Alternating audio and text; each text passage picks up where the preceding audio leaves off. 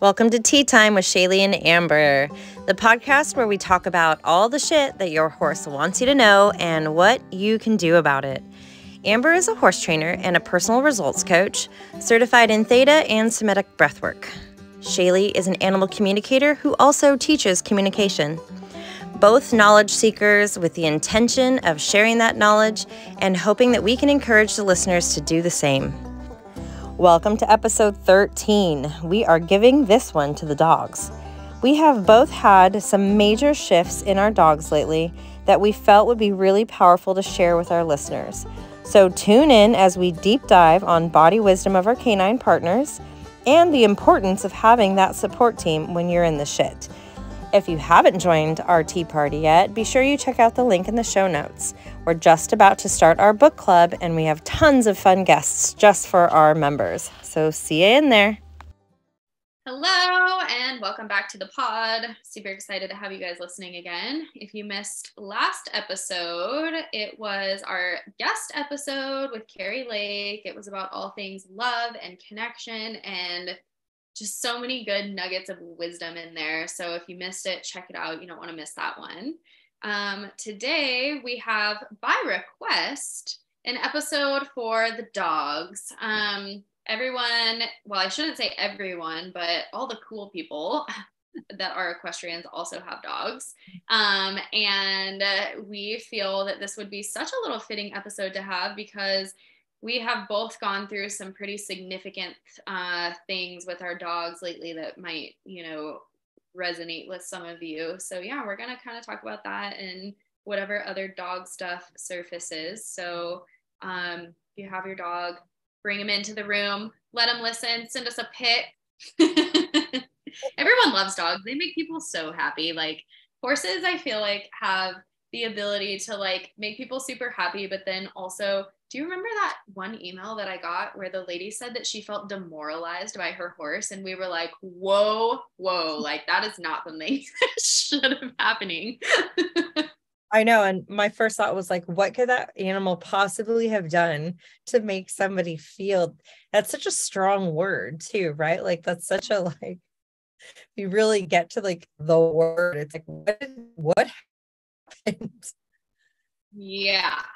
So I will say I've had some like clients send me some strong words about horses, but never dogs. Like dogs, it's like, oh, they make me so happy. They're the love of my life. Like I want to know how to help them, or if they're sick, like they want to figure out. So dogs just have such a good energy and such a place in like our equine lives. So yeah, do you want to go first about your Rocco story? He's like super relevant right now. Yeah.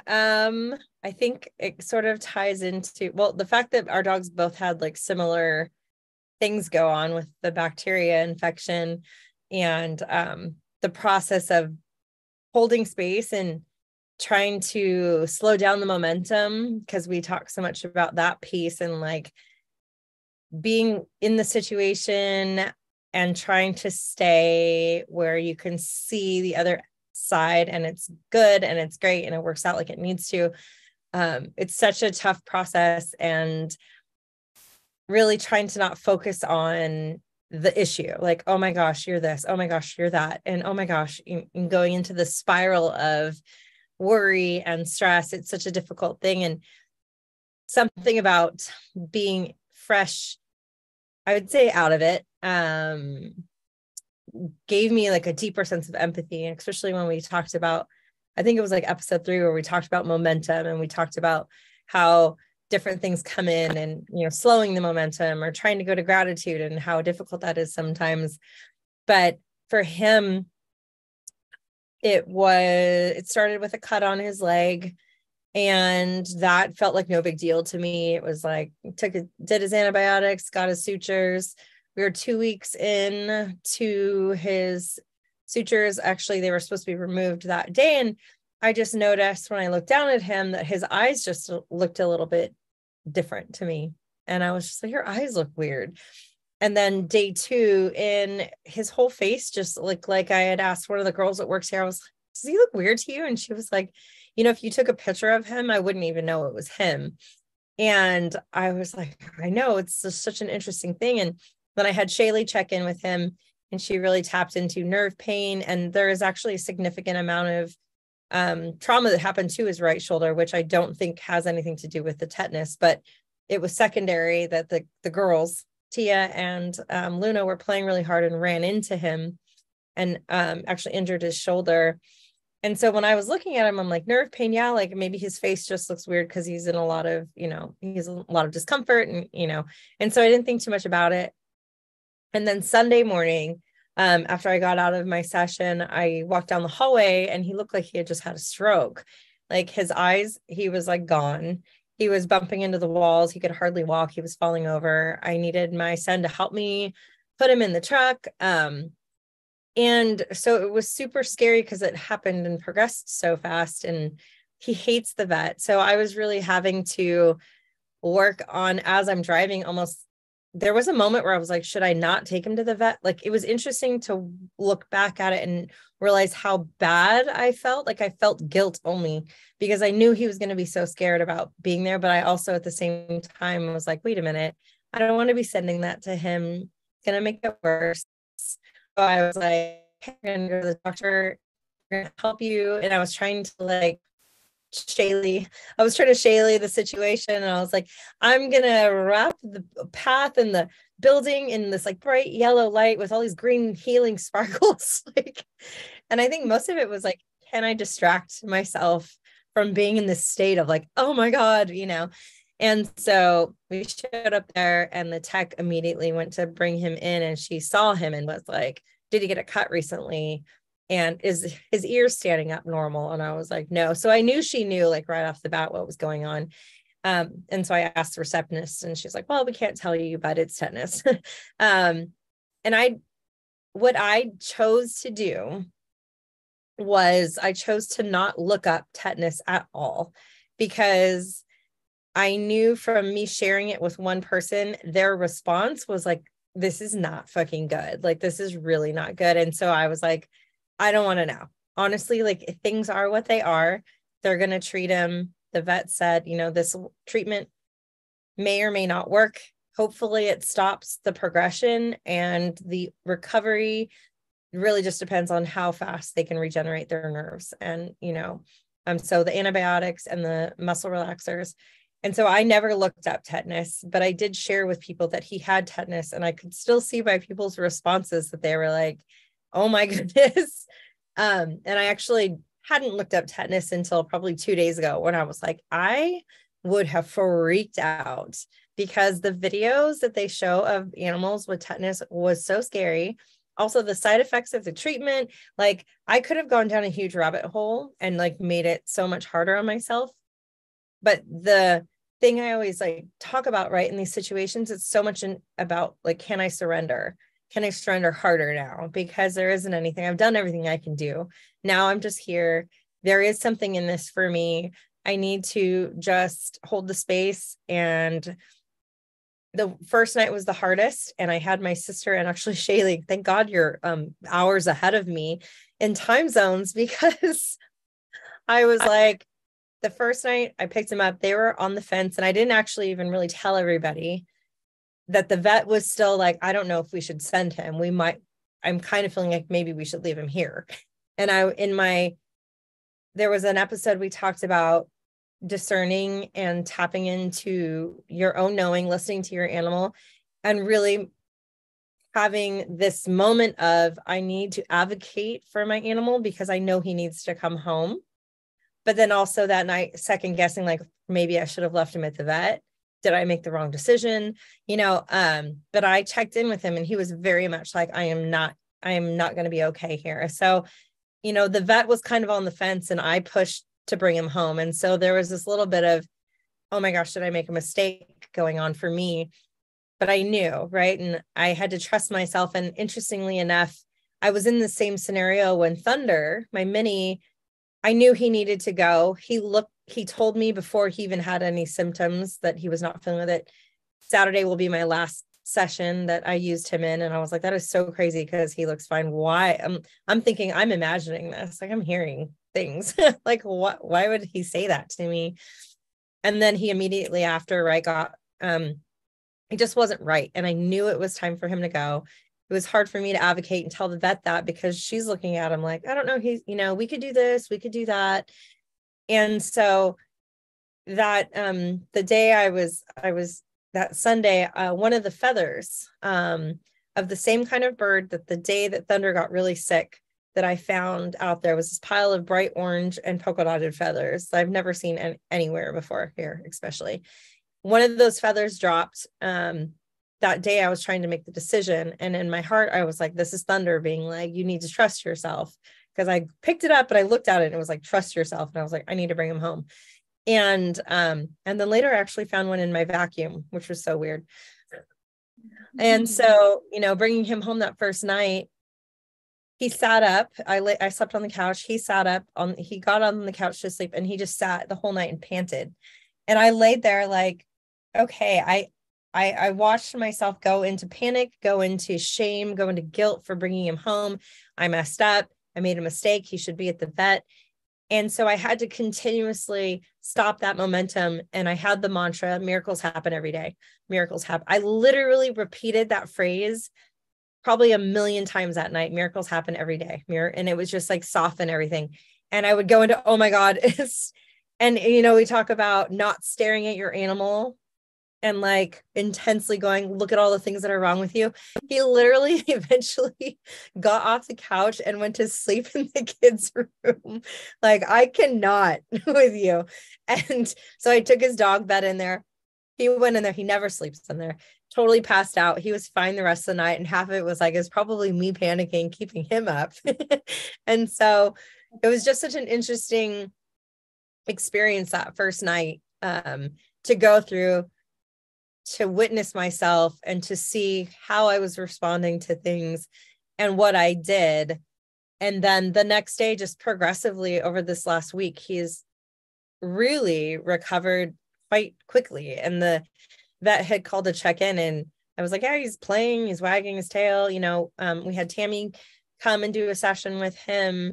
I had my, a person that does cold laser, and she does some acupressure stuff and some energy work, has worked on him twice, and he's almost finished with the antibiotics, which I was saying before we started, I always had such a resistance to antibiotics. Like, oh my gosh, they're so bad for their bodies. And even though I know they do good, there's so much harm. And so I wanted to be sure that the energy that I was putting into everything that he did, I was really conscious of. And so what I did with the antibiotics was, and with the other medication, was literally, I imagined them as these little sparkly energy little balls of light. I would put them in his cheese and I would give them to him, and I would imagine them going in and just clearing out everything and really preserving the good stuff in the belly.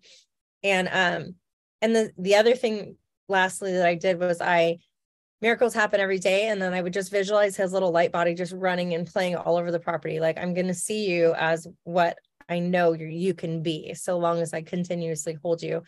And like, I'm claiming these lessons that I've learned from this. I'm surrendering harder. It was just like a constant practice that I probably have not been able to do before.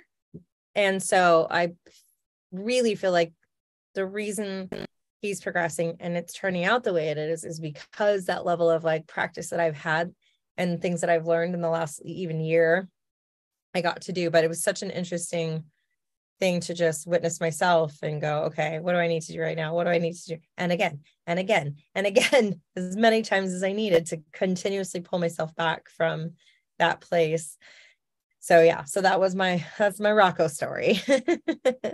And I know, Shaylee, when Arlo was not well, there were like times where it was like, the momentum is strong right now. And it's so hard when you're in it, and important to have somebody reach out to you and go, help me, help, say something, make me stop. And it was actually that first night, that's what I was saying, was my sister and you, where I was like in this panic place, and I had reached out like, I don't know that this is okay. And how you're sharing with me that Arlo had bad days and good days, and now she was fine, was one thing that actually allowed me to keep that vision of him in a light body playing and running, even if it looked like that wasn't going to be an option for him in moments, was something that was super helpful. So having someone support in those times was like really a big deal. Yeah, I know you helped me a lot with Arlo too, which her story, yeah, it's just so crazy that they both got like life-threatening bacterial infections that like totally made them both neurological. And they both had lessons for us in like slowing down the momentum, in I feel like appreciation, and like what I kind of learned from Arlo was like appreciating her in the current moment, because I got so excited about like having her as this puppy, and I was like, oh, you're little German Shepherd. I'm going to train you as a protection dog. And I had been doing a lot of training and playing and stuff with her, and just visualizing her, like what we were going to do in the future, and like how she was going to be when she's big. And when she got sick, I was like, man, I've really appreciated you. Like, this is sad that like our time might be cut short. And she's like, well, this had to happen so that you would appreciate me for this current moment, like not for what we're going to do in the future. And I was like, well, damn, what a hard lesson, but okay. But what's funny about like Arlo's story is it started with a chicken, and that chicken was dying like weeks before she actually died. And I made the mistake. No, I shouldn't say that. Shouldn't say that on live TV. But I messaged a friend about it who is very, very, she has a hard time with death, and she's going to listen to this podcast, and it's true. But she has a hard time with death, and she wants to save everything. And I just really believe in the circle of life. But at the time, she was like, you can't let her die. Like, what if she has an egg stuck, or what if this, or what if that? And I was like, oh no, she's pretty bad. Like, she's drunk. She's looking like really bad. And I just kind of had this knowing, like, it's her time. But she had us having her in the sink in warm water and massaging her neck, and I was syringing herbs down her throat and doing all these things. And what do you know? She did bounce back. She totally did like come back to life for like a week, and then she died on her own. And I was like, man, that's like such a lesson for me to like, I needed to kind of process that, to kind of trust my intuition. But then I put her, so I didn't bury her deep enough in the woods. And here comes Arlo, and the chicken obviously died of like a sickness, right? So then here comes Arlo, who digs her up, finds her little carcass, and eats her. And then contracts this bacterial infection. And of course, my mind is immediately like, oh shit, it's botulism. Like, she's got botulism. She's gonna die. Like, because it was the same thing where like she got that chicken carcass, and I was like, dang it.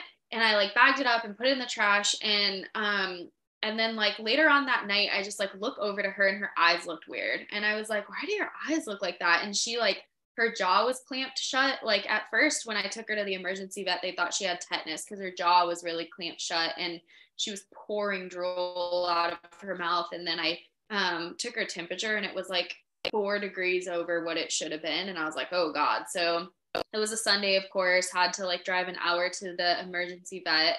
And she had been shaking her head on Sunday. What?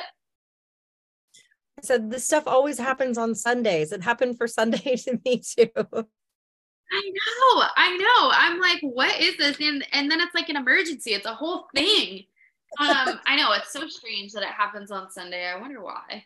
But I think it's because it makes you be super resourceful. And also, I had gratitude for the vet too, for like being open. So I was like, there's a whole gratitude piece in this, of like the fact that we have like the ability to go to someone working emergency hours. Like, I was so grateful for that. But so I get to the vet, and I tell her the whole story, and they check her out and everything. And they're like, oh, well, she has a severe like inner ear infection. And the vet like wouldn't believe that the carcass was tied to what was I was like, that's just so weird. Like, why? Like, she might have like this ear infection, but it had to have been a byproduct of the chicken thing. And she was like, nope, we're just going to treat her with like ear stuff, and you can follow up with your normal vet. And like, I asked her to do like blood tests just to make sure everything was good. And it just did not sit well with me that we weren't bringing her home on oral antibiotics. Like, that was so strange to me. And so I was, of course, reaching out to like everybody, because I was like, I'm going fucking insane, because I don't feel like I'm glad that I was able to get her seen, but you remember my text. I was like, this is not right. Like, she does not believe that the chicken carcass is linked. And by the time, it was actually a bummer, because by the time that I was able to take her to the vet on Monday, like even just like 12 hours later, she was like full blown neurological. Like, she couldn't use her hind end. She was pouring drool. Her ears were flopped over. She was like walking in circles. Like, she just wasn't good at all. And so my regular vet, he put her on antibiotics and everything, and it wasn't botulism, but yeah, I just remember like being in the momentum of like, oh God, like I'm spiraling out of control. I don't know how to stop this momentum. And it's just so funny how we get so invested in the health of our animals. And when I got the drugs and the pain meds and everything, and we got her kind of like stabilized, I think it's perfectly normal. It's perfectly okay to freak out, because you kind of have to like process those emotions so that you can think clearly. And then you also have to like let them go, right? Because if you try not to freak out and you hold it all in, like sometimes parents will do, and not to go back to the generational trauma, but here we go. Because I feel like my mom always used to like hold stuff in because she didn't want to like upset me. And then I could feel the deceit almost. Like, I was like, I can feel that this is not congruent with your energy. And so there is validity and like normalcy in like freaking out. But then you totally do need a friend who can say, all right, well, now you have all these things set up for your animal. You know that you're doing the best you can. And like what you said to me actually really helped me, because you were like, you need to release responsibility for how she feels. Like, it is not your responsibility to feel how she feels and to monitor how she feels. Like, she's got her own body, her own guidance system, and like what's done is done. Like, she's going to feel the way she is. And by you continuing to feel bad about how she feels is only going to make things worse. So that helped me a lot. And I was able to kind of like pull myself out of that. And she slowly ended up progressing. Tammy LKM helped me a lot. We did a Zoom call and straightened out her little face because it got all sunken in on one side. And then I changed her diet. And I will say that that was like a big, and I know you made changes to Rocco's diet too. It was a big catalyst to me actually switching over to feeding raw and not processed food. And I had been feeling for a while that like I was doing my dogs a disservice by feeding them kibble, because there's like so many processed things in there. And but nothing really made me take the leap, because I was like, it's so expensive. And like, I've had pound dogs like all my life on this kibble. Like, they've been totally fine. But I think it was the energy that I was putting behind feeding them the kibble that was really like, part of it. And now that I'm feeding them this like raw cooked food, I have so much like happiness, because I feel like I'm putting good things into their body, and she's like continuing to progress because I'm like feeding her in this way. But I think more so it's like the energy that's going into it, where I'm like, this is so good for your body. It's going to be amazing. You're going to love it. Like, so delicious. But yeah, our dogs, they, so I asked her one day when I was like laying outside with her, and I was thinking like, man, I don't have that much time with her, so I'm just going to appreciate it. I was like, why? Well, first I asked her, are you going to like stick around? And she was like, well, don't ask questions that you don't want answers to. And then I was like, oh, okay. Like, I don't know what to do with that. And then I was like, well, do you know why this is happening? And she's like, yeah, you just kind of need to slow down and appreciate me for who I am and where we are in this current moment, and just take things day by day. And like, that helped me too. So yeah, that's my Arlo story. Big stuff happening for us with our dogs recently. Yeah, it is really interesting. And I think part of it is, right, like our horses are so important to us because they're such a big piece of our life. And I think just horse people in general are like so passionate.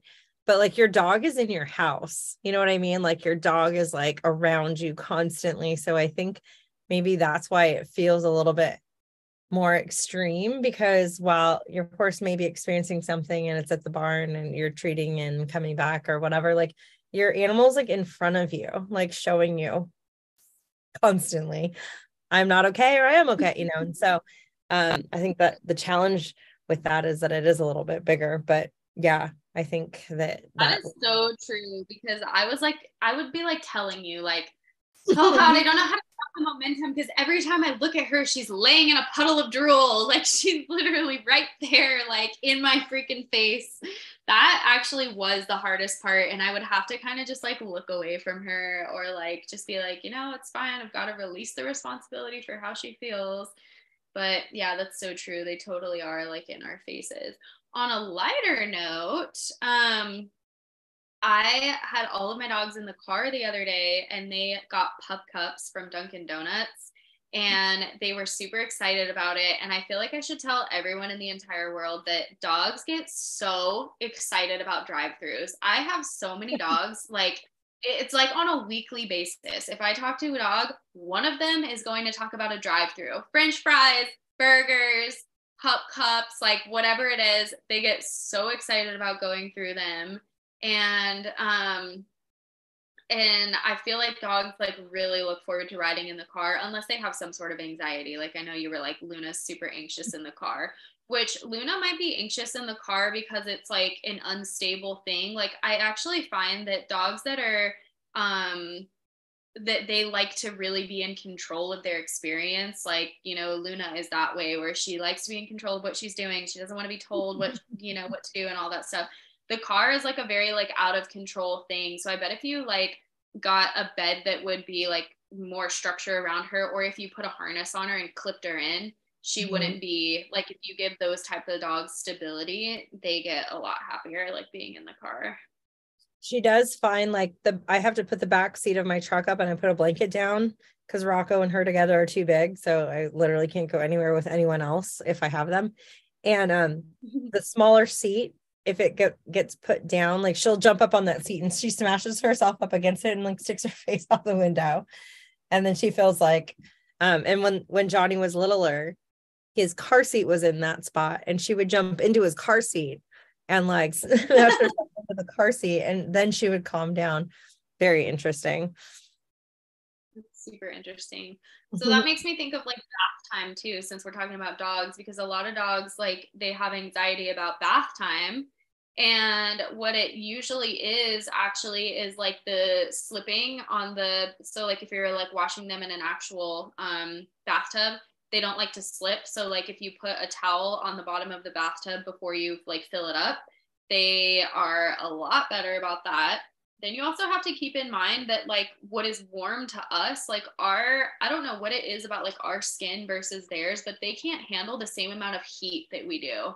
Like they need it to be like lukewarm or like less hot because the amount of heat that like a human enjoys on their body is not what a dog likes. Like a lot of times they're like, holy crap, like this was like fire, like they're burning me. I don't want to get in the bath.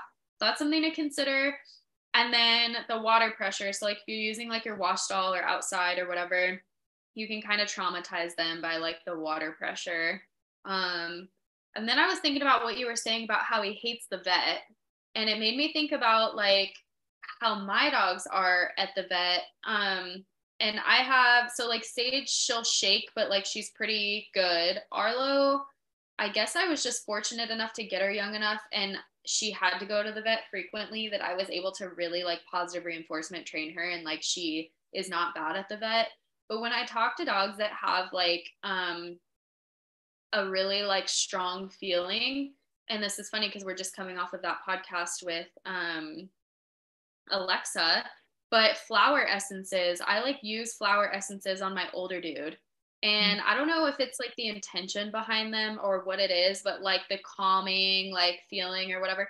He like is a totally different dog. He used to really embarrass me and like poop on the floor in there. Like if they were gonna give him like a vaccination or he was so sad, but he used to like shit everywhere and I dreaded taking him. And then I started with flower essences and it made a big difference. So if your dog is like seriously like scared shitless literally of the vet, then try flower essences. You could try like showing the vet in like a very sometimes it's like our anxiety about bringing them to the vet too, and like just knowing that they're going to be taken from us, like that's a hard thing, especially during COVID. Like everyone's animals were like taken from them, we couldn't go in, And that was like a struggle. My dogs got a little bit more anxious then. So I think it's important for us to like remember, you know, it's kind of like when you send your kid off to school for the first time and every mom I ever know cries for like the first day that they have to like send the kid off.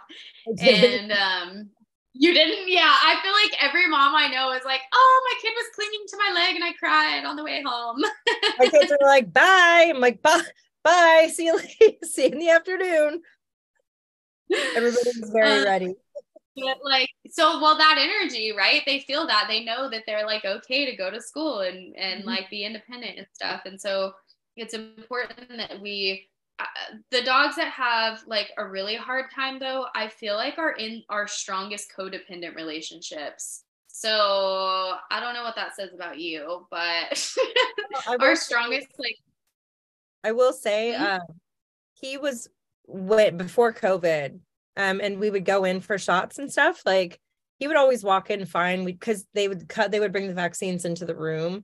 You know what I mean? And him and Sugar would go together. There with them, both of them. And in the shift of them taking him from the parking lot into the building, and that's when it kind of started. So, and he doesn't go to the vet very often, you know, except for lately. And so I found what I had to take the both of them to get their last vaccines.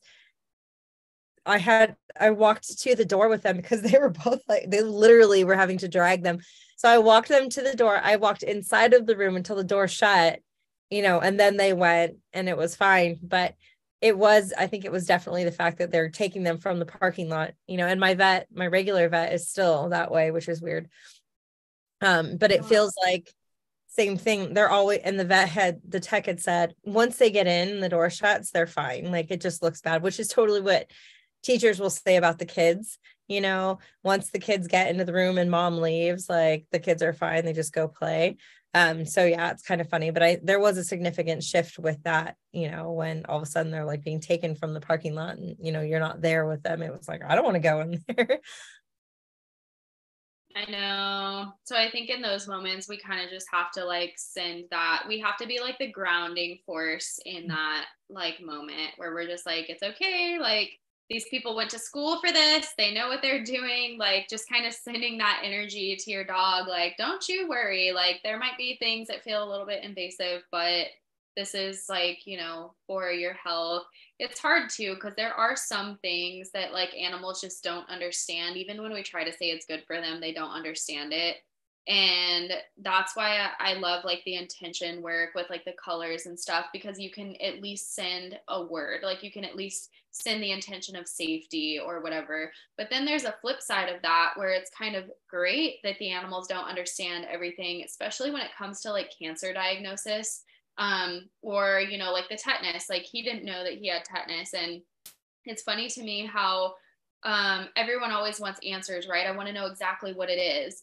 But when we find out exactly what it is, it like just how you said with the tetanus, like it totally spirals your mind and it creates so much resistance. Like we hear about people who, you know, they get sick, they go in to get a lump checked, you know, they've been feeling fine. All of a sudden they find out it's cancer and they die like, you know, 5 months later because you know, it consumes you. So I think it's cool that animals can't always get the diagnosis. Like they can't read radiographs and they can't read their blood work. And if you can find a way to separate that energy and be like, okay, I know that this is the diagnosis, but I'm going to focus all of my energy into what can I do to like help them? How can I best support them? Because when Sage got her leg broken, she couldn't really, you know, obviously she couldn't see the radiograph, and I saw it and was like, okay, this, you know, it's not as bad as I thought. Like, and I just kind of knew that I had to like soften it, because for me, especially as a communicator, because as soon as I see it, she's gonna like, she sees it if I am connected to her. So that was like the tough thing. But she got around so great because I was just like, knowing that it wasn't like shattered into a million pieces, I was like, you're gonna be fine. It's like totally cool. And you know, her cast fell off a couple of times. It was a hot freaking mess, but she ended up being fine. But there is value in them not knowing that they have cancer and not knowing. And so if you do have a dog that has a diagnosis that doesn't have a good prognosis, the best thing you can do, honestly, is not telling them. And you don't have to pretend that it's not there, but you can just see all the other aspects around it that are positive and focus on those versus like that one sick space. Yeah, totally. So good. The dogs. Okay. I know we might have to have a sequel. Yeah, definitely. I have to have a less heavy-hearted sequel. I know. We're just like in the learning right now with the dogs. So yeah, that feels good. What time is it? Yeah, feels good. All right, so perfect timing. My dogs are now standing up, ready to bark, jumping on the bed as always. And they know the time is up. Since we talked about colors several times, just know that Shaylee just put out a colors course that you should go check out. So if you're wanting to dive deeper into the colors, just interesting that it came up several times. So I thought I would highlight that is available. We'll put that in the show notes. So if you guys want a direct link to it. Also she just released her animal communication course. If you can go like full steam ahead. So we'll put both of those in there. And so yeah, I hope you guys enjoyed this episode. If you have any moments where you're like, oh my gosh, this, that, or the other, always feel free to share them with us. We love hearing your stories and we love hearing all of it. And if you liked this episode, then share it and follow us in all the places. Also, if you want more, we have our membership and it is Shaylee and Amber's Tea House. And so that's super fun. So we'll put that in the show notes as well. Okay. Oh, we've got growling. Okay. See you guys later.